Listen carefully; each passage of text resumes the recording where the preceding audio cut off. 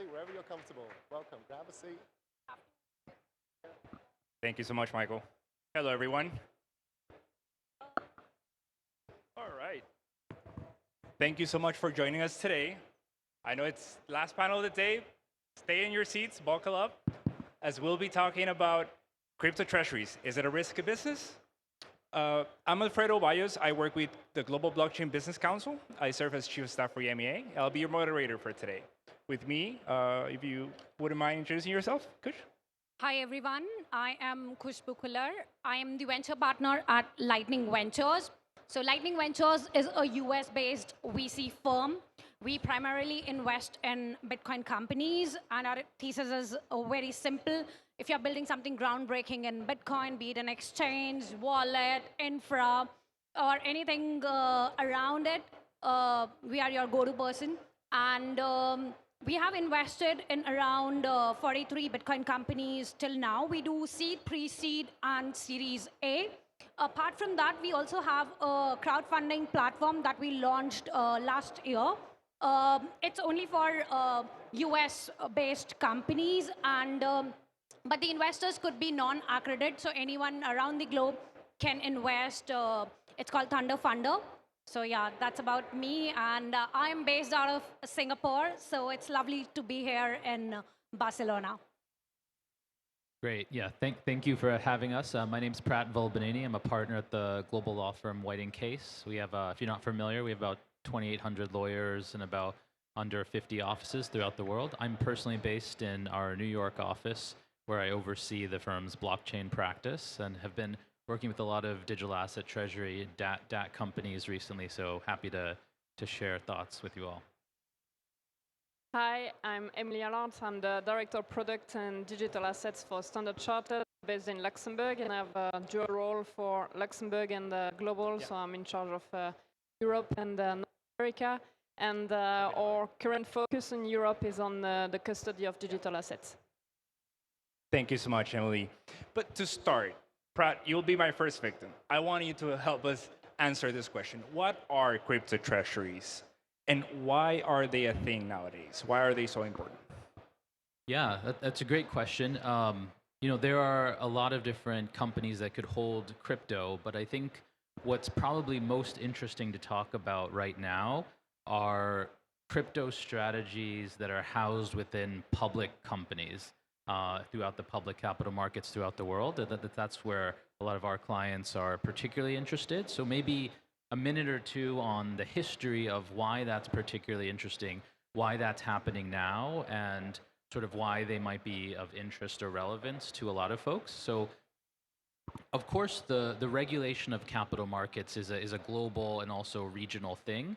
But at least from the US perspective, where I'm based, until the last administration, the Trump administration, it was very, very difficult for a publicly traded company to have meaningful exposure to digital assets for a variety of reasons, and with few but limited exceptions. The classification of most digital assets as securities created a problem as an asset with which a public company could hold them. Various accounting guidance basically punished the way companies needed to hold and report their assets, and a variety of intermediaries in the ecosystem, whether that's your insurer for your director and officer liability insurance or your counterparties, could not get comfortable with the idea of providing such services to a public company.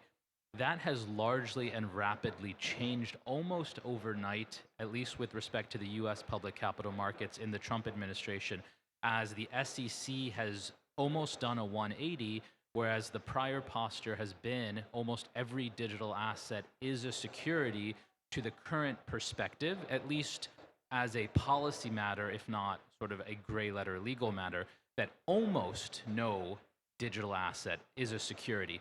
That is a dramatic policy shift, and what that has enabled is those companies which have been waiting to tap the public capital markets an avenue to do so. And so what we're seeing now are companies which want exposure to digital assets are gaining exposure, sponsors that want a vehicle that's publicly traded through which to do both asset acquisition, but other crypto inherent activities like staking, investments in other entities, maybe like a VC strategy, or incubating other projects that are levered or that need equity capital, all can do it through a variety of strategies in what's generally called a digital asset treasury strategy.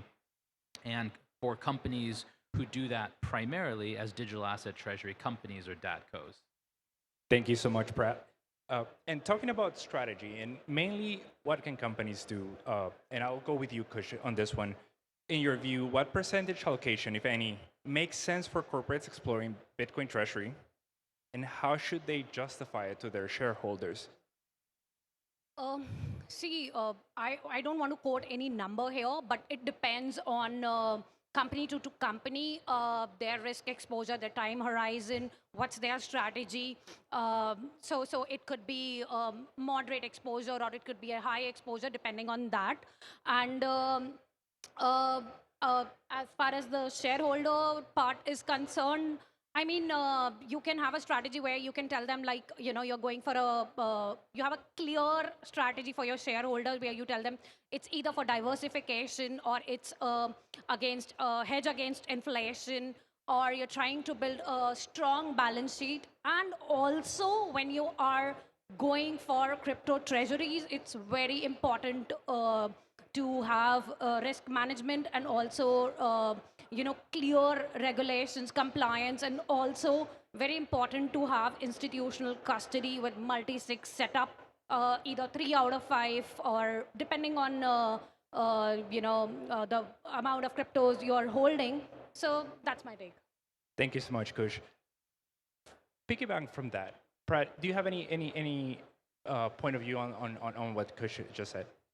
Yeah, at least from a legal perspective, there is still a lingering question as to what percentage of a balance sheet can a public company hold in digital assets, both in terms of the strategy to get one. I'm avoiding saying the word acquire one because that's a loaded legal term, but both in the first instance of, I would say, loading up a public company with digital assets, as well as sort of the end state. One of the strategies that folks will start seeing, if they haven't already seen them, is the acquisition part of the public company. Under various public company changing control laws, exchange rules, securities requirements, an acquisition of a public company oftentimes requires a shareholder vote. And that is either because of the corporate law of the target that you're looking at, or the rules of the exchange at which a company's listed. When doing that kind of changing control, one of the questions is, are you fundamentally changing the character of a company? And so if a sponsor acquires sufficient control where it can completely change the balance sheet, let's say to 100% or virtually all primarily in crypto, that might be a changing control event. That might require a strategy to acquire the company that may not be desirable. So there may be considerations from an acquisition standpoint that require less than 100%. There may also be various kinds of funds regulations, particularly in Europe, that's an issue, where if you have a public company whose predominant purpose as a reason to exist is to hold crypto, that might actually trigger some fund regulations if it doesn't have a materially substantial non-crypto or or something operational to which to counterbalance the holding and staking and asset management activities of crypto. So typical examples you see are maybe shell companies that perhaps haven't been as successful in their core business. Maybe a biotech company that didn't get their next round of funding, maybe a company that was winding down, maybe a crypto native company like a miner who decided they wanted to wind up their business. It's not profitable anymore, but it still has some remnants of an operational kind of vehicle. That might be something legacy that you want to keep on which to add crypto, and thus the percentage of what you end up pro forma, whether it's 20/80, 50/50, whatever, that will guide your resulting mix. I wanted to come back to something that Kush mentioned on risk and custody, and I will be asking a question now to Emilie on that specific topic. When it comes to holding the keys, who should be holding those private keys? A regulated bank, the company itself? I think I have a first question to the room. I wanted to know who in this room is using cold wallet. Okay, that's good. Well, I think it's pretty much the same for institutionals or even corporates when they are holding crypto treasuries. I think security is one of the key elements. However, we all know that cold wallets, they tend to be quite low or slow in terms of rapidity of transfer. So it's important to find the right solution that allows the rapidity of transfer and the safety of the cold wallet. So that's why, I don't know if you're familiar, we have what is called hardware security mechanisms now, HSMs, which are trying to figure out what is the best features of both worlds. And that's what we're trying as well at StanChart, to actually provide a solution where you can be really safe in terms of safekeeping, but you do it fast. So I guess the question is, yes, you should definitely try to trust someone else to do the key, actually, because it's not something that you can just do yourself, and that's what we are observing right now, that the risks are too high to just maintain it individually. If I may ask a follow-up question on that, what sort of risks do institutions usually underestimate when holding the keys? Well, for the institutions or corporates that are holding their own crypto treasuries, I would say diversification of the custodian. Why so? Because just imagine you have a hack and you have just one wallet. All your treasury is at risk. So it's important to diversify and potentially put it over different wallet providers or different custodian. So you are also diversifying the risk of cyber attack as well.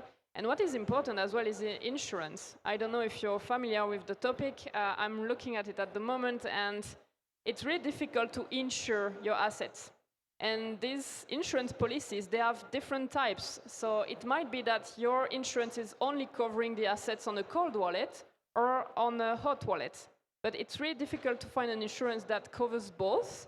And you have to be careful because I think it's nearly impossible to get over 1 billion in terms of insurance and the coverage of your assets. So it's important as well to diversify these custodians because you can leverage the different type of insurance as well. What do you consider are right now the biggest blind spots in today's insurance landscape? Well, first the coverage, because most of the corporates, they are global, and it's difficult to find an insurer that will allow that. Then you have to do the due diligence on the insurance provider. It's called a specie insurance, and usually it's based in the Web3, so it's important to do due diligence, ensure that they are regulated, that they are licensed, because else it might be that you're insured for nothing. And yeah, that would be the main risk, as well the governance, due diligence. It's important to check how to make sure that the keys are safe, what is the process in case there is something, what are the real risks that are insured. Some insurance are not even covering the cybersecurity risk, for example, or the loss of keys.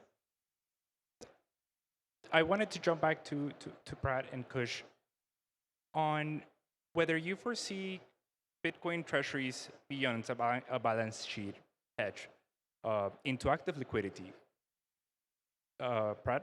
And obviously, we're talking about liquidity, whether it could be liquidity itself or collateral instruments in institutional markets.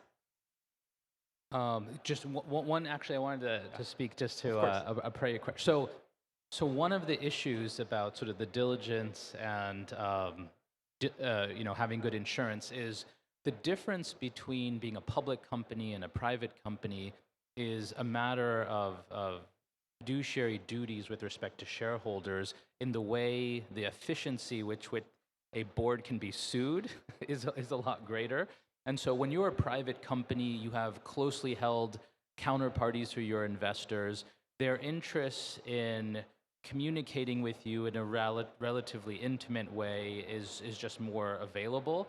But when you're facing, as a public company, a broad, diversified array of shareholders, oftentimes who themselves are asset managers who have fiduciary duties to underlying clients because of funds they manage or because of the nature of how they're regulated, they have an incentive, and in fact, you can argue an obligation to ensure that their investment vehicles, the public companies that they invest in, are operating the company in a prudent way. And there are certain legally duties of care that boards of directors owe to the shareholders. And because of the novelty of these DAT strategies, there is a real question both of, are you sufficiently disclosing all the risks that you have operating a DAT vehicle, such as do you have insurance, who your custodians are, maybe you don't describe them exactly, maybe you describe general approaches, are you well diversified, what your internal security controls are around key management and access controls for your custodian,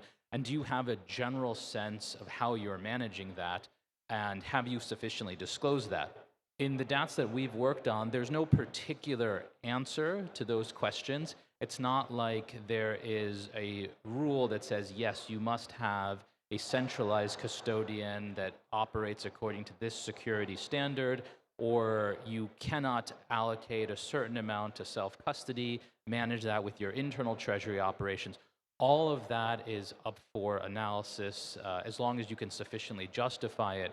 But the important point is that you understand as a public company what you're doing, how you're doing it, and you have disclosed according to the standards of the exchange in which you're listed those risks in a way that shows that you have thought about it to avoid any kind of lack of description of material risk to your shareholders.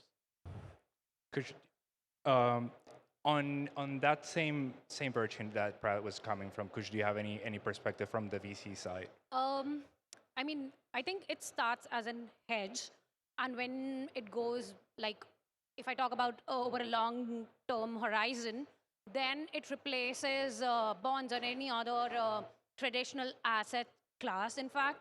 And also, when you're holding, say, for instance, Bitcoin on your balance sheet, there's always a choice that, you can leverage it, and you can have, like, Bitcoin-backed loans. So instead of selling your Bitcoin during, if you are in need of an emergency cash, you can sell, you can have Bitcoin-backed loans. So there are a few players in the market at this point of time that offers at a very competitive price, like an APY of an annual interest rate of around 3 to 4%, at LTV around 70%, which is great.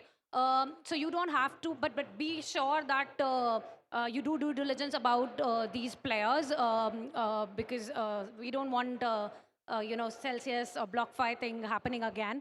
So there are certain credible players in the market that offers such Bitcoin-backed loans, and this gives an upper edge because you can either have fiat or you can have stable coins, and instead of selling your Bitcoin, you can have these loans. And the very important part is you need to have an underlying business. Just don't go for the because this epoch, the only people are talking about is either treasuries or Bitcoin-backed loans. Even smaller companies or private companies are, joining the race because of the FOMO. But if you don't have an underlying business, or if you don't have retained earnings that you can put it on balance sheet, then it's a strict no-no. I'm not giving any financial advice here, but this is my personal opinion. Thank you so much, Kush. Emilie, I want to go back to you. You mentioned diversification. How should institutions think about when diversifying across Bitcoin, Ethereum, stable coins, and what about tokenized assets? Yeah, I think one of the points from Kush was, being able to get some treasury in case you need emergency funding. Well, in my opinion, it's important to diversify as well the crypto assets in which you're investing for your treasury, because then you diversify the risks, and even if it's highly correlated between the crypto assets, you still can leverage a little bit, and if one of them is really going down, it might be that the other one is going up. So it's important not to put all your eggs in the same basket, as we say in French. And in terms of tokenized assets, we are seeing more and more of these. And this is where, in my opinion, it's highly difficult because there is a lack of liquidity, and it would be really difficult to potentially liquidate your positions in this particular tokenized assets. In terms of stablecoins, I think there is a huge push at the moment. It's a lot of buzz, but you have to be careful, especially in Europe. If you invest, you have to make sure that it's MiCA compliant. So always check the list of these MiCA stablecoins. And yeah, it's good because it's lowering the cost. So for a treasury of big companies who are multinational and global, we've seen it's like 66% in terms of benefits in terms of transaction costs. So it's not something that you can avoid right now. But where I'm really worried is the fact that if you check the numbers, it's 75% of the Bitcoin pool that is hodled right now. So, you know, we were willing to have something really liquid, solve all the issues with Bitcoin and say, okay, we are reviewing the financial system as we know it. And when you see that 75% of the Bitcoin are actually hodled, you're thinking, okay, are we really solving what we were trying to solve initially? And what's next? Will it be like 80, 90%? And you can't avoid the fact that there are some whales and that there will be huge movement, because if you take this company that are making investment on a regular basis, like monthly basis, they are constituting their reserve. Just imagine MicroStrategy. He exits tomorrow Bitcoin. Well, I can't imagine the price of Bitcoin tomorrow, but people will cry for sure. So you have to be careful and really try to figure out what are the top 5, top 10 crypto to invest into, and really diversify, and always, you know, do some arbitrage and make sure that you're not too much on one position instead of the others. Can these on-chain versions of money make treasury operations faster? I think so, because especially intra-group, that's really something that stablecoins, settlement coins are really trying to solve. It's, you know, you're just removing most of the intermediaries. You can just go from one of your wallet to the other one, and it's really cheaper and faster. So sometimes when you need fast treasury, that's potentially the only way to go. Do you have any thoughts on that, Pratt? We had a lot of stablecoin panels today. No, only to the extent that there's a lot of pending legislation. I mean, if you think of treasury strategies holding stablecoins, I generally think of that more as sort of, as Emilie said, operational in nature. So it's a transaction execution. But of course, yes, if you are holding stablecoins as part of your treasury, there are all sorts of then imperatives that your treasurer needs to think about, such as, are you holding an idle asset simply to lower transaction costs, or are you generating a yield on top of it, as you would expect a treasurer to do with cash that's held in a bank account or invested in short-term strategies? And so then the question will be, what are the short-term yield-based strategies that are afforded to stablecoins? And you know, these are all things that treasurers need to think about. Thank you.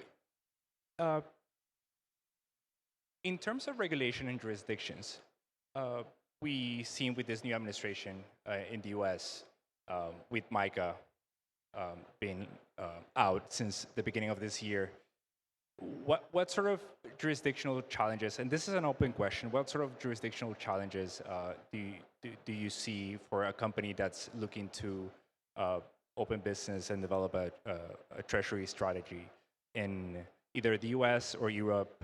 And what do you think should they do?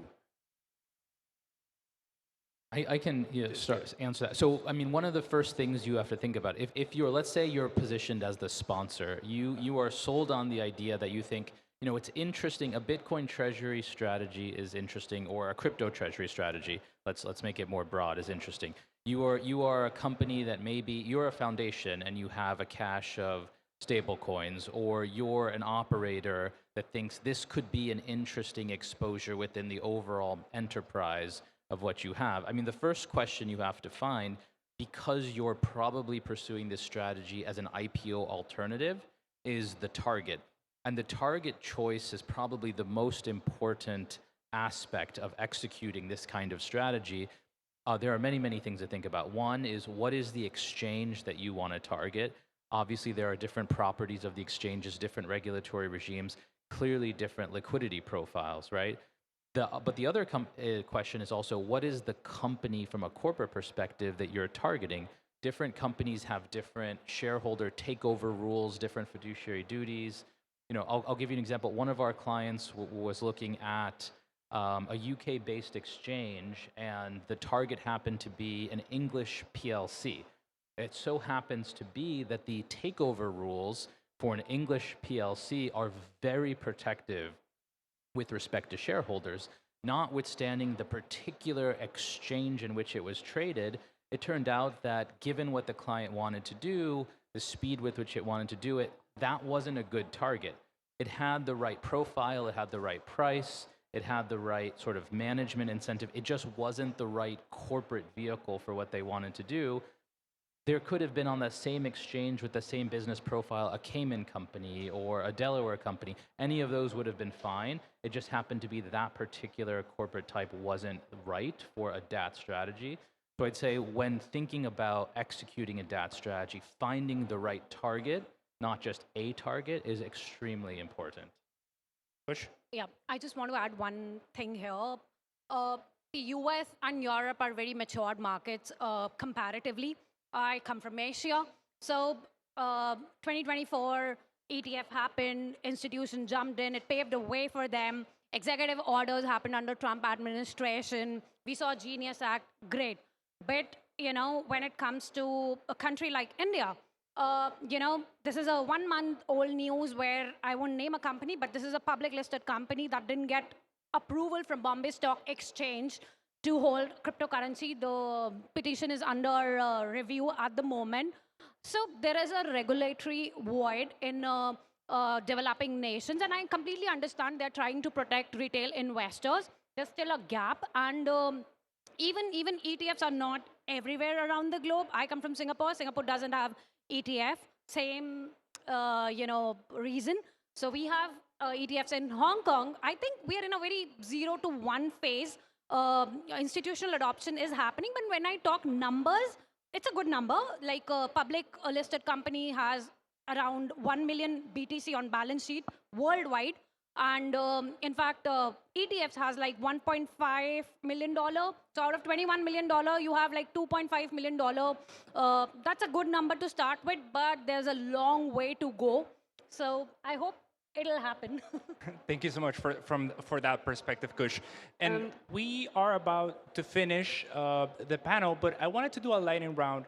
Just simply ask, there is a company that is looking to proceed with opening their crypto treasury. What is one do and one do not they should be taking into consideration when taking that decision? Let's start with Emilie. Okay, I just wanted to mention, compared to just to add to the previous question, Luxembourg actually just announced that they would invest 1% of the sovereign wealth fund into Bitcoin or crypto assets. So everybody is jumping on the wagon right now. To answer your question, first, is it really something that they need? Because in my opinion, there is a lot of buzz, but ask yourself whether it's something that is really needed and that you will be able to do well. Because it's not just deciding to invest into crypto assets. You have to think about the governance around it, think about how you will handle these crypto assets, where you will store them, and all the governance around it. So really think through the project before just jumping on it and do it just by jumping in the pool. What are the downs? Try to avoid meme coins. And sorry, I'm not giving any advice on that. Thank you. Brett? Very quickly, the don't do it because everyone else is doing it, I think is the easy answer. I'll give a very non-lawyerly response, though, because it's a crypto conference. Everyone who's in crypto and has been doing it for a while knows that time is of the essence. Value is completely based on time. And so I would say if you're going to do it, consider it deliberatively and act quickly and make a quick go, no-go decision, because there are only so many shells. The capital markets regulators will react as soon as they absorb the information. And so the window to do something like this may close sooner than later. So I would say consider it seriously if you're considering it, and make a go, no-go decision fairly deliberately and quickly. Thank you, Pratin. Khush? As I mentioned, for don't go for just the narrative, for the FOMO thing. Do's, I mean, I'm a Bitcoin maxi, honestly speaking. So if I have to suggest, I would say it's a hardest asset class. I mean, I can't deny that. And I mean, I'm not saying that just go with the numbers. It's highly volatile, I agree. But you need to keep your retained earnings on a balance sheet, not everything, as she said, but compared to other, crypto, Bitcoin is more, for a long-term asset. When I compare it with other bonds or gold, that's my bet. And I mean, compared to if you're into speculative trading, then that's a complete different ball game altogether. So it completely depends on your risk appetite, and you need to have a complete understanding of regulatory framework and compliance. Thank you so much. And I think that's it for the day. Thank you so much for joining and for taking the time, and to participants for joining us today. Have a good evening. Thank you.